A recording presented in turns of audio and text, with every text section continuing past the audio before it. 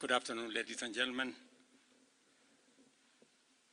Fellow Kenyans, the last 2 weeks have been a difficult time for us as a country, where Kenyans have regrettably lost lives, many have been injured, property destroyed, and our institutions, especially constitutional institutions, attacked.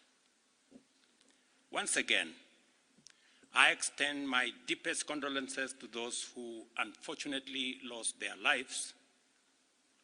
One life, as we all know, lost is a life too many. To the mothers, fathers, siblings, relatives, and friends of those who lost their lives, my deepest sympathies and condolences to you all. Equally, to the many others who are injured and recuperating, I wish them quick recovery. The government of Kenya will support all those who've lost their lives and those who've been injured. Despite all this, as a nation, we are finally discussing issues. We are not discussing tribes, personalities, or political formations, but rather we are discussing issues that affect each and every one of us.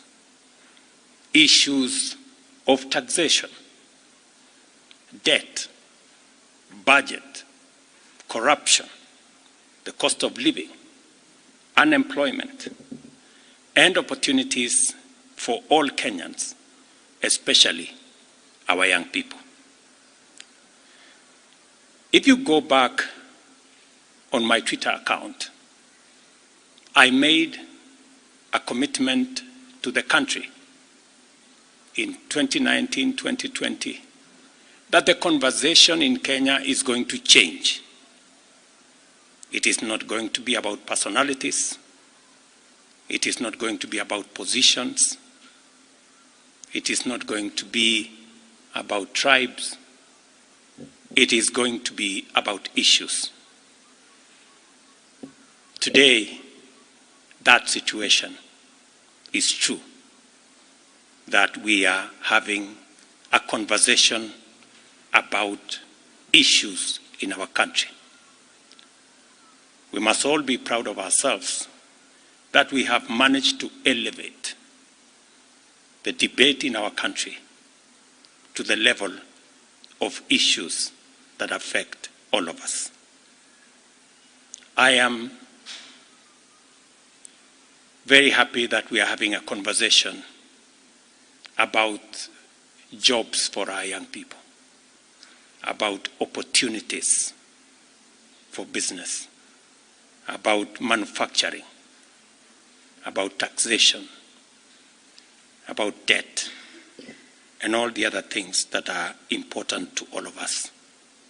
I make this statement to highlight the actions taken in response to the overwhelming public feedback in the recent days, and to fulfill my commitment to continuously and effectively listen to the people of Kenya, and to underscore my intention to always take public contributions in good faith, applying them to enrich policy making, governance, and government programs. Public debt is and continues to be a major point of engagement and conversation in Kenya. I have today appointed an independent task force to carry out a comprehensive forensic audit over our public debt and report to us in the next 3 months. This audit will provide the people of Kenya with clarity on the extent and nature of our debt, how public resources have been expended, and will also recommend proposals for managing our public debt in a manner that is sustainable and does not burden future generations. The consequence of withdrawing the finance bill is the reduction of our revenue targets by 346 billion. Over the last few days, our Treasury team has been assessing the adverse impact of either reducing the budget by 346 billion in full or borrowing the 346 billion in full. And cutting the entire amount in our assessment would significantly and drastically affect the delivery of critical government services, while borrowing the whole amount in full will occasion a fiscal deficit by a margin that would have significant repercussions on many sectors, including our exchange rates and interest rates. We have since, after extensive consultations, struck a middle ground, and we will be proposing to the National Assembly a budget cut of not the entire 346, but a budget cut of 177 billion, and borrowing the difference. Whatever we are going to borrow, the difference, will increase our fiscal deficit from what I intended to be 3.3% of our GDP. It will now go up to 4.6% of GDP, still lower than last year, and will be used to fund some of our critical government services. We will use the money that we will borrow to protect funding for some of the critical areas that the people of Kenya have asked me to protect.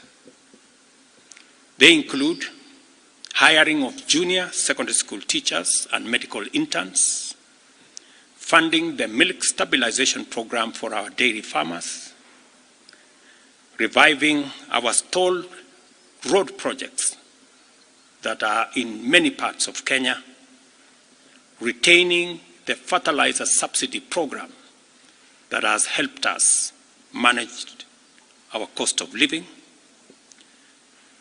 settling the debt owed to farmers in our coffee sector, capitalizing the coffee cherry fund to support our farmers in that sector, enabling public-owned sugar mills to pay outstanding debts to sugarcane farmers for their deliveries, additional funding for higher education, new funding model that was in our plan will now receive additional funding, settling arrears owed to counties, settling arrears for NGCDF, and settling arrears for our pensions. Accordingly, in keeping with the enhanced austerity measures we have committed to implement and align government expenditures within the budgetary implications of the withdrawal of the Finance Bill 2024, the following actions shall be taken with immediate effect towards the realization of the new budget. 47 state corporations with overlapping and duplicating functions will be dissolved, resulting in the elimination of their operational and maintenance costs, and their functions will be integrated into the respective line ministries. Staff currently employed by the affected corporations will be transferred to ministries and other state agencies within government. The decision to fill the position of Chief Administrative Secretaries is hereby suspended. The number of advisors in government shall be reduced by 50% within the public service with immediate effect. Budget lines providing for the operations of the Office of the First Lady, the spouse of the Deputy President, and the Prime Cabinet Secretary will be removed. Similarly, the budget provisions for confidential budgets in various executive offices, including my own office, have been removed, and the budget for renovations across government reduced by 50%. Henceforth, public servants who attain the retirement age of 60 shall be required to immediately proceed on retirement with no extensions to their tenure of service whatsoever. The purchase of new motor vehicles by the government is suspended for 12 months, except for security agencies, while a new policy on transport for public officers will be developed. All non-essential travel by state and public officers is hereby suspended. No state officer or public servant shall participate in public contributions or haram-fees going forward. The Attorney General is hereby directed to prepare and submit legislation to this effect and develop a mechanism for structured and transparent contributions for public, charitable, and philanthropic purposes. These measures will be followed by changes in government that I will be making shortly. We are determined to carry out this and other interventions to improve the quality, efficiency, and transparency in serving the people of Kenya and ensure that citizens receive maximum value for their resources from a public sector that prioritizes their welfare.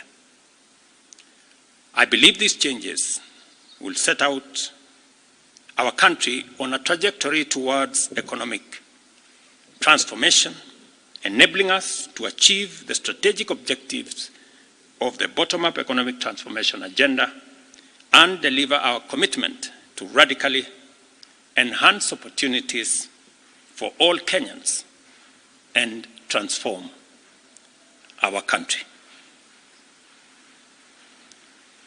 Thank you very much. God bless you, and God bless our great country, Kenya.